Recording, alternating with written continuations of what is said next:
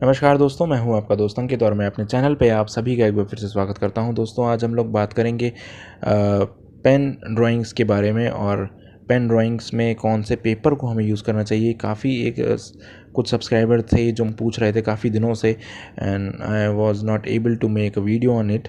सो मैंने आज सोचा कि एक छोटा सा जल्दी से एक वीडियो बना देता हूं। और यहाँ में जितनी ड्राइंग्स हैं मेरी, हालांकि हैं तो इससे भी ज़्यादा, लेकिन कुछ जो स्पेसिफिकली जो इस वीडियो में रोल प्ले करेंगे उन ड्राइंग्स की हम बात करते हैं। तो ये जो ड्राइंग आप देख रहे हैं अभी फ़िलहाल, ये है एक कार्ट्रिज पेपर पे, जो कि एक रफ़ पेपर है जो हम पेंसिल ड्राइंग्स में भी यूज़ करते हैं। ये वो पेपर है और उस पर आप ये देखिए जो मैंने पेन ड्राइंग की हुई है यूजिंग दैट सिंगल पेन जो मैंने आपको दिखाया है। सिमिलरली ये पेपर भी वही सेम पेपर है, that rough paper, that cartridge paper, जिस पे हम पेंसिल से ड्राइंग करते हैं। तो यहाँ देख रहे होंगे आप फ्रेंड्स कि अच्छे से आप डेप्थ को अचीव कर लेते हैं, जो कि बहुत इंपॉर्टेंट है पेन ड्राइंग में। और ये ईजिली अचीव होता है क्योंकि सरफेस रफ होती है और आप बड़ी आसानी से डार्क लेयर्स को ऑप्ट कर पाते हैं और आपको बहुत ज़्यादा एफर्ट नहीं डालने पड़ते उतनी डेप्थ को अचीव करने के लिए। बट सिमिलरली कुछ फ्लॉज भी हैं रफ पेपर के, जो अभी हम आगे चल के डिस्कशन करेंगे। अब इसी तरह से हम देखते हैं फ्रेंड्स, जैसे ये स्मूथ पेपर है, ये जो ड्राइंग है ये मैंने स्मूथ पेपर पे ड्राइंग किया था और ये ब्रिस्टल पेपर है। सो इस पे जो ड्राइंग किया था फ्रेंड्स, और अगर मैं कंपेयर करूँ इस रफ पेपर से, तो आप साफ साफ देख पा रहे होंगे कि जो डेप्थ है वो मुझे रफ पेपर पे ज़्यादा मिल रही है। जो 3 डायमेंशनल व्यू जो लग रहा है पोर्ट्रेट का, वो इस तरफ पे ज़्यादा है।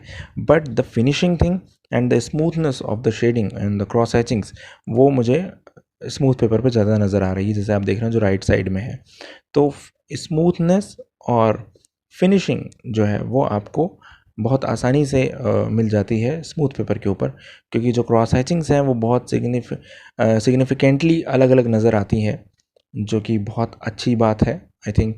खासकर अगर आपको बहुत फिनिश्ड पोर्ट्रेट चाहिए, बहुत स्मूथ फिनिश वाले पोर्ट्रेट चाहिए, तो वहाँ पे आप एक स्मूथ पेपर को यूज़ कर सकते हैं।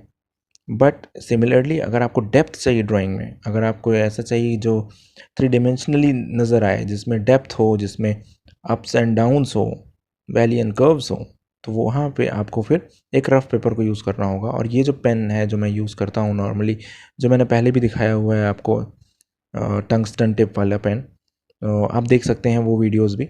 तो वो पेन ही मैं यूज़ करता हूँ नॉर्मली सारी पेन ड्राइंग्स में। आप नॉर्मल पेन भी यूज़ कर सकते हैं जो कि ग्रिपर वगैरह आते हैं, that you also can use. और पेपर्स की जहाँ तक बात है फ्रेंड्स, अब ये पेपर देखिए फ्रेंड्स, ये वो पेपर है जो कि प्रिंटिंग पेपर है, जो कि ज़ेरॉक्स में यूज़ होता है या प्रिंट करने में यूज़ होता है। अब काफ़ी लोग इससे पूछते हैं कि सर हम कौन सा पेपर यूज़ करें, हमारे पास तो पेपर नहीं है। अब ये देखिए बिल्कुल रफ पेपर है, वन साइडेड रफ है, हालांकि पीछे कुछ प्रिंट भी हुआ है इस पर, आप मैंने देखा, आपने अभी मैंने दिखाया आपको। तो इस टाइप के पेपर पे भी ड्राइंग की जा सकती है और पेन ड्राइंग देखिए कितनी अच्छी बेहतरीन तरीके से की जा सकती है। ऐसा भी नहीं है कि आपका एक सर्टेन लेवल के बाद रुक जाएगा काम, ऐसा बिल्कुल नहीं है। तो देखिए फिनिशिंग के लिहाज से भी मैं अगर इसको जज करूँ तो काफ़ी अच्छे से फिनिश कर दिया गया है इसको। इसमें ये नहीं आप कह सकते कि इसमें कुछ कम फिनिश्ड हुआ है। बट द पॉइंट इज़ कि पेपर बहुत पतला है, बहुत थिन है, तो डेफिनेटली थोड़े से इफेक्ट आते हैं। पेपर के बैक साइड पे भी कुछ इंप्रेशंस आ जाएंगे और वो बहुत लॉन्ग लास्टिंग, लॉन्ग रन में आप उसको रख नहीं पाएंगे अपने पास, ये एक प्रॉब्लम है।